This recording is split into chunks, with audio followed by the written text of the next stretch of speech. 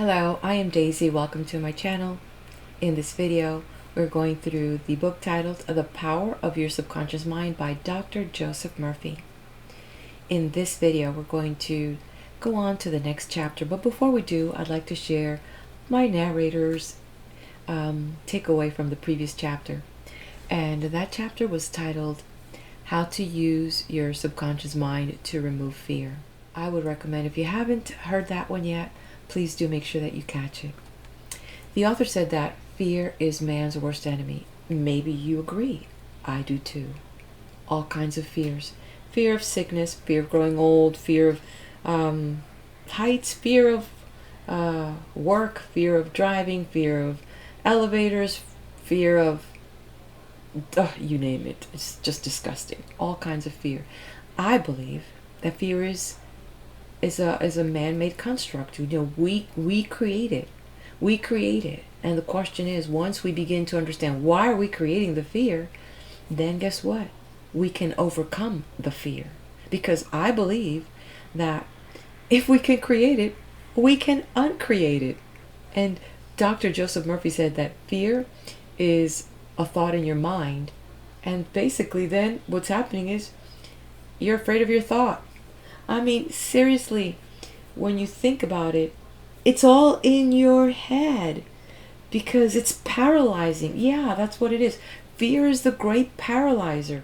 It will stop you from starting a project. It will stop you from, moving ahead in life. It will stop you from traveling. It will stop you from living. It will stop you from even getting out of your house. Eliminating fear can be as easy as Emerson said, and he said, do the thing you are afraid to do, and the death of fear is certain. And that's for real. The author pretty much said, if you want to get rid of fear, affirm positively that you're going to master that fear, because it all starts with your decision to face it, your decision to remove that, your decision to understand that this is something that it's like something in your head that you're making up. And it's robbing you. It literally is robbing you, robbing me. Let me tell you, doing this here is something that was bothering me. And I just had to do it. I just said, you know what, I'm just going to do it. Do it because then there's something that I want to share, but there might be one person that needs this. And then I am allowing my own vanity to get in the way of someone benefiting from something that they may need to hear that might change their whole life.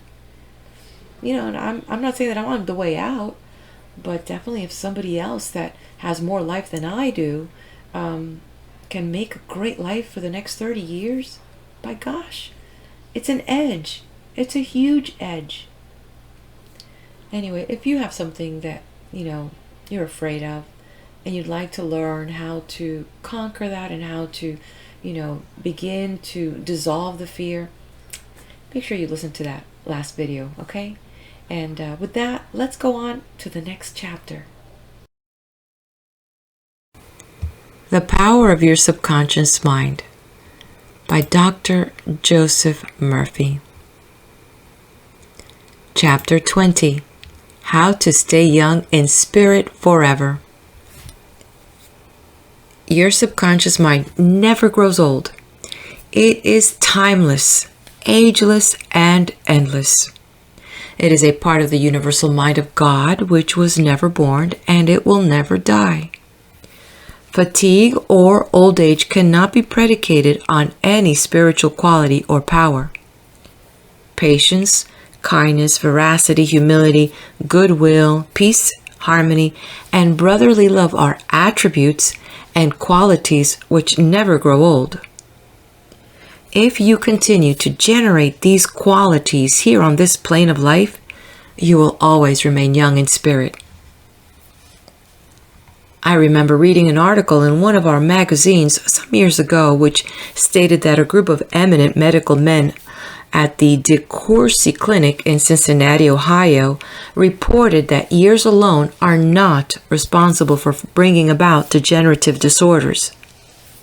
These same physicians stated that it is the fear of time not time itself, that has a harmful aging effect on our minds and bodies, and that the neurotic fear of the effects of time may well be cause of premature aging. During the many years of my public life, I have had occasion to study the biographies of the famous men and women who have continued their productive activities into the years well beyond the normal span of life. Some of them achieve their greatness in old age. At the same time, it has been my privilege to meet and to know countless individuals of no prominence who, in their lesser sphere, belong to those hardy mortals who have proved that old age of itself does not destroy the creative powers of the mind and body. He had grown old in his thought life. A few years ago, I called on an old friend in London, England. He was over 80 years of age, very ill, and obviously was yielding to his advancing years. Our conversation revealed his physical weakness, his sense of frustration, and a general deterioration almost approaching lifelessness. His cry was that he was useless and that no one wanted him. With an expression of hopelessness, he betrayed his false philosophy. We are born, grow up, become old, good for nothing, and that's the end. And this mental attitude of futility and worthlessness was the chief reason for his sickness. He was looking forward only to senescence, and after that, nothing. Indeed, he had grown old in his thought life, and his subconscious mind brought about all the evidence of his habitual thinking. Age is the dawn of wisdom. Unfortunately, many people have the same attitude as this unhappy man. They are afraid of what they term old age, the end, and extinction, which really means that they are afraid of life. Yet life is endless. Age is not the flight of years, but the dawn of wisdom. Wisdom is an awareness of the tremendous spiritual powers in your subconscious mind, and the knowledge of how to apply these powers to lead a full and happy life. Get it out of your head once and for all that 65, 75, or 85 years of age is synonymous with the end for you or anybody else. It can be the beginning of a glorious, fruitful, active, and most productive life pattern, better than you have ever experienced. Believe this. Expect it, and your subconscious will bring it to pass. Welcome the change. Old age is not a tragic occurrence. What we call the aging process is really change. It is to be welcomed joyfully and gladly, as each phase of human life is a step forward on the path which has no end. Man has powers which transcend his bodily powers. He has senses which transcend his 5 physical senses. Scientists today are finding positive, indisputable evidence that something conscious in man can leave his present body and travel thousands of miles to see, hear, touch, and speak to people, even though his physical body never leaves the couch on which it reclines. Man's life is spiritual and eternal. He need never grow old for life, or God cannot grow old. The Bible says that God is life. Life is self-renewing, eternal, indestructible, and is the reality of all men. Evidence for survival. The evidence gathered by the psychical research societies both in Great Britain and America is overwhelming. You may go into any large metropolitan library and get volumes on the proceedings of the Psychical Research Society based on findings of distinguished scientists on survival following so-called death. You will find a startling report on scientific experiments establishing the reality of life after death in the Case for Psychic Survival by Hereward Carrington, director of the American Psychical Institute. Life is. A woman asked Thomas Edison, the electrical wizard, "Mr. Edison, what is electricity?" He replied, "Madam, electricity is. Use it." Electricity is a name we give an invisible power which we do not fully comprehend, but we learn all we can about the principle of electricity and its uses. We use it in countless ways. The scientist cannot see an electron with his eyes, yet he accepts it as a scientific fact because it is the only valid conclusion which coincides with his other experimental evidence. We cannot see life. However, we know we are alive. Life is, and we are here to express it in all its beauty and glory. Mind and spirit do not grow old. The Bible says, "And this is life eternal, that they might know thee, the only true God." From the book of John, chapter 17, verse 3. The man who thinks or believes that the earthly cycle of birth, adolescence, youth, maturity, and old age is all there is to life is indeed to be pitied. Such a man has no anchor, no hope, no vision, and to him life has no meaning. This type of belief brings frustration, stagnation, cynicism, and a sense of hopelessness, resulting in neurosis and mental aberrations of all kinds. If you cannot play a fast game of tennis or swim as fast as your son, or if your body has slowed down or you walk with a slow step, remember life is always clothing itself anew. What men call death is but a journey to a new city in another dimension of life. I say to men and women in my lectures that they should accept what we call old age gracefully. Age has its own glory, beauty, and wisdom which belong to it. Peace, love, joy, beauty, happiness, wisdom, goodwill, and understanding are qualities which never grow old or die. Ralph Waldo Emerson, poet and philosopher, said, "We do not count a man's years until he has nothing else to count."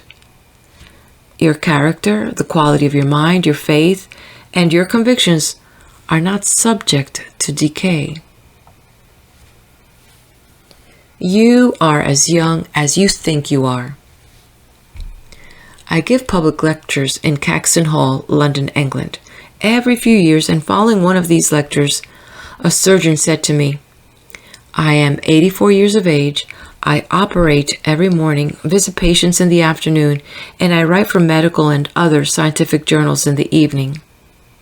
His attitude was that he was as useful as he believed himself to be, and that he was as young as his thoughts. He said to me, "It's true what you said. Man is as strong as he thinks he is, and as valuable as he thinks he is." This surgeon has not surrendered to advancing years. He knows that he is immortal. His final comment to me was, "If I should pass on tomorrow, I would be operating on people in the next dimension, not with a surgeon's scalpel, but with mental and spiritual surgery." Your gray hairs are an asset. Don't ever quit a job and say, "I am retired, I am old, I am finished." That would be stagnation, death, and you would be finished. Some men are old at 30, while others are young at 80. The mind is the master weaver, the architect, the designer, and the sculptor. George Bernard Shaw was active at 90, and the artistic quality of his mind had not relaxed from active duty. I meet men and women who tell me that some employers almost slam the door in their faces when they say they are over 40. This attitude on the part of the employers to be considered cold, callous, evil, and completely void of compassion and understanding. The total emphasis seems to be on youth. You must be under 35 years of age to receive consideration. The reasoning behind this is certainly very shallow. If the employer would stop and think, he would realize that the man or woman was not selling his age or gray hair. Rather, he was willing to give of his talents, his experience, and his wisdom gathered through years of experience in the marketplace of life. Age is an asset. Your age should be a distinct asset to any organization because of your practice and application through the years of the principles of the Golden Rule and the law of love and goodwill. Your gray hair, if you have any, should stand for greater wisdom, skill, and understanding. Your emotional and spiritual maturity should be a tremendous blessing to any organization. A man should not be asked to resign when he is 65 years of age. That is the time of life when he could be most useful in handling personnel problems, making plans for the future, making decisions, and guiding others in the realm of creative ideas based on his experience and insight into the nature of the business. Be your age. A motion picture writer in Hollywood told me that he had to write scripts which would cater to the 12-year-old mind. This is a tragic state of affairs if the great masses of people are expected to become emotionally and spiritually mature.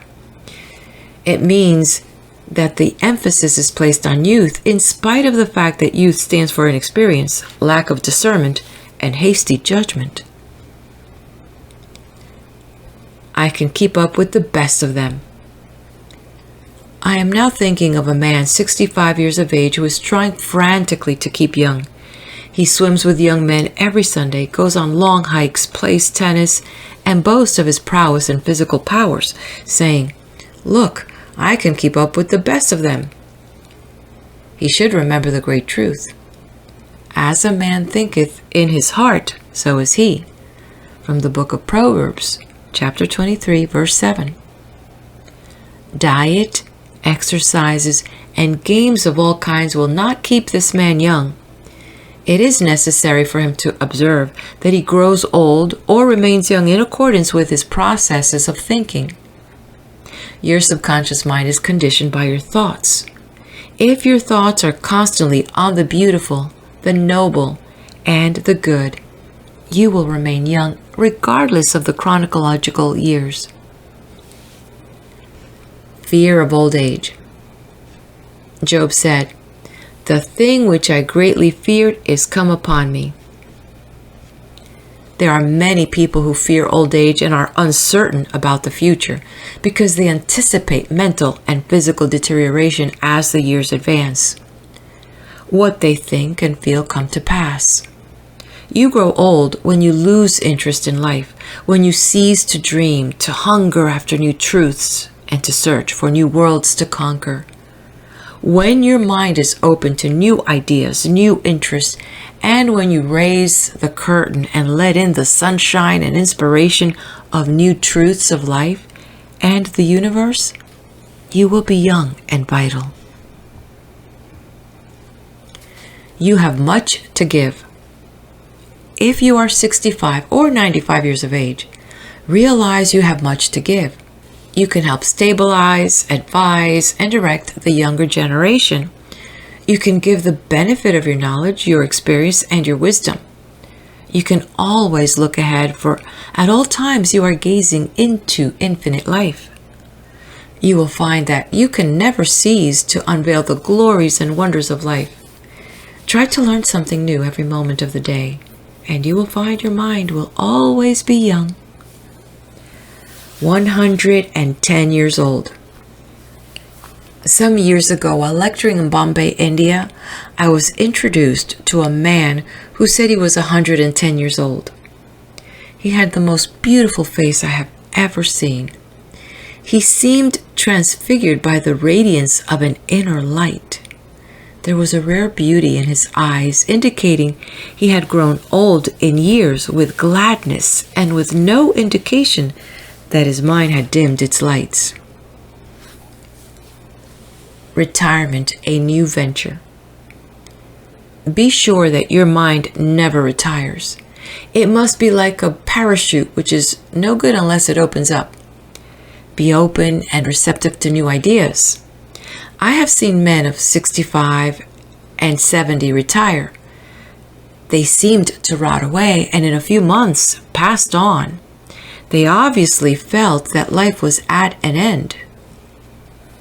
Retirement can be a new venture, a new challenge, a new path, the beginning of the fulfillment of a long dream. It is inexpressibly depressing to hear a man say, "What shall I do now that I'm retired?" He is saying, in effect, "I am mentally and physically dead. My mind is bankrupt of ideas." All this is a false picture. The real truth is that you can accomplish more at 90 than you did at 60, because each day you are growing in wisdom and understanding of life and the universe through your new studies and interest. He graduated to a better job. An executive who lives near me was forced to retire a few months ago because he had reached the age of 65. He said to me, "I look upon my retirement as promotion from kindergarten to the first grade." He philosophized in this manner. He said that when he left high school, he went up the ladder by going to college.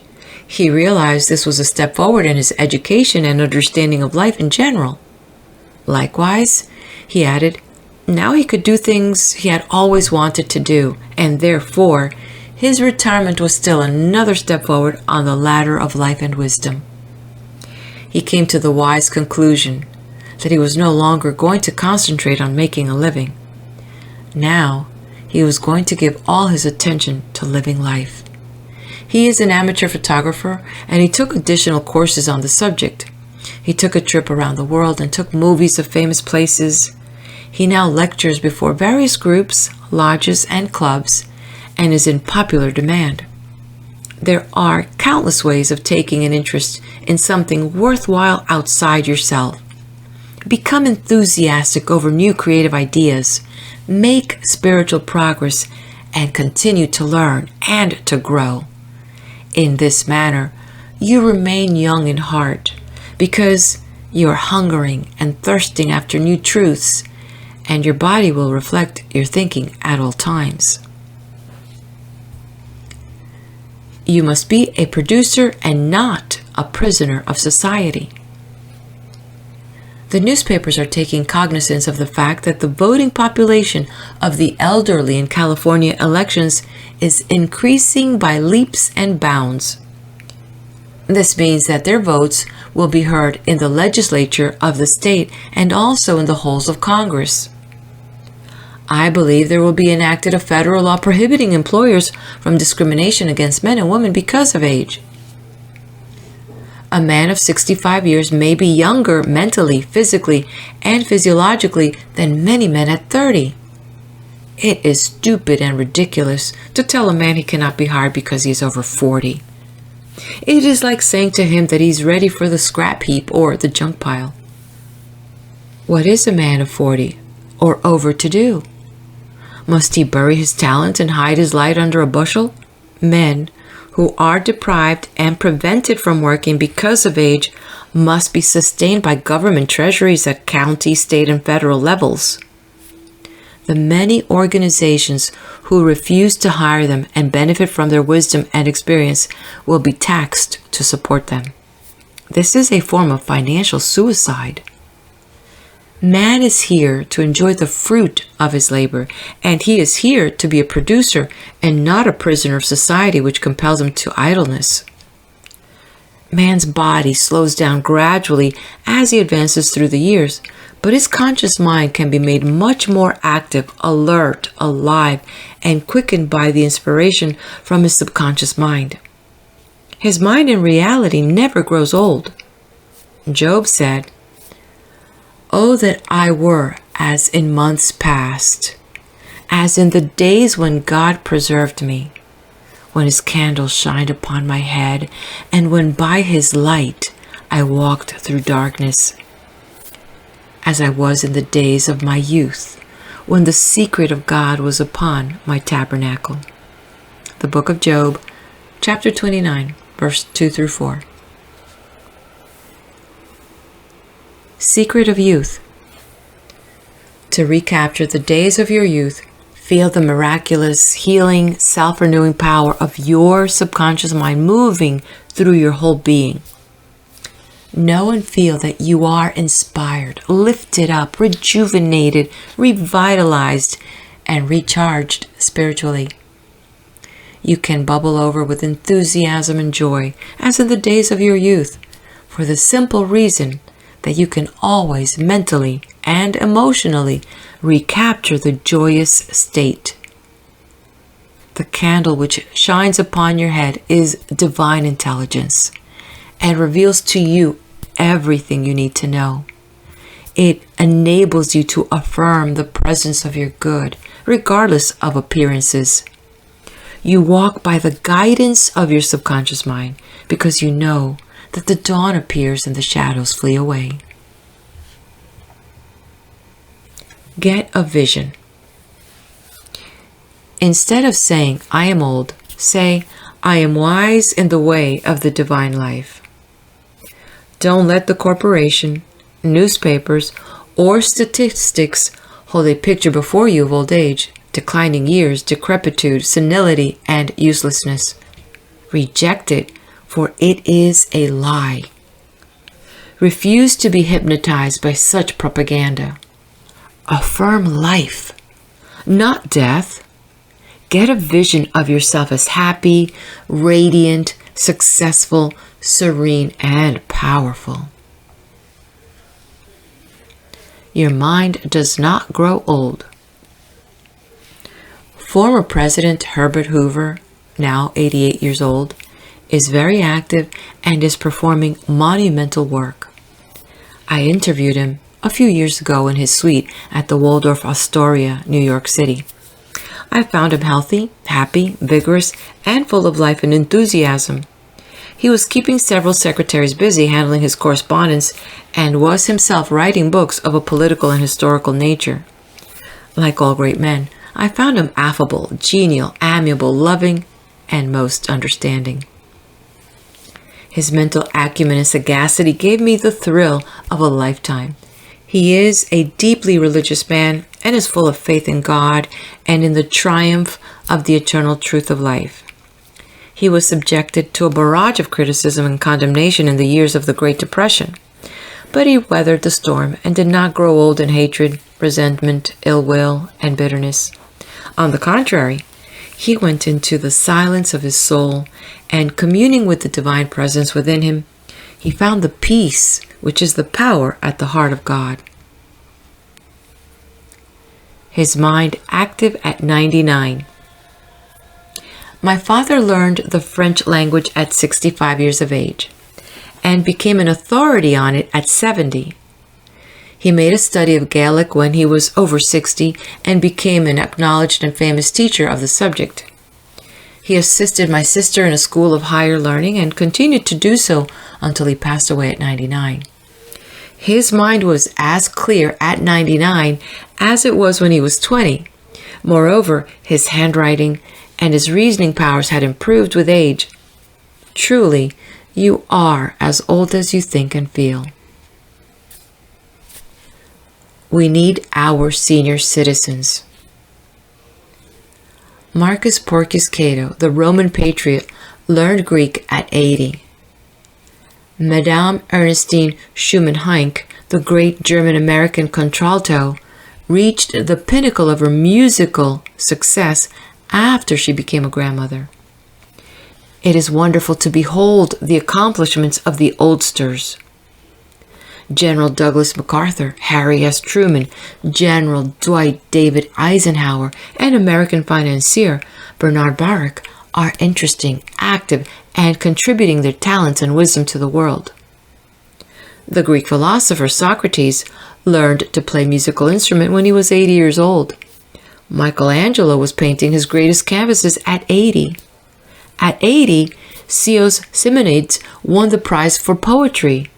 Johann von Goethe finished Faust, and Leopold von Ranke commenced his History of the World, which he finished at 92. Alfred Tennyson wrote a magnificent poem, Crossing the Bar, at 83. Isaac Newton was hard at work close to 85. At 88, John Wesley was directing preaching and guiding Methodism.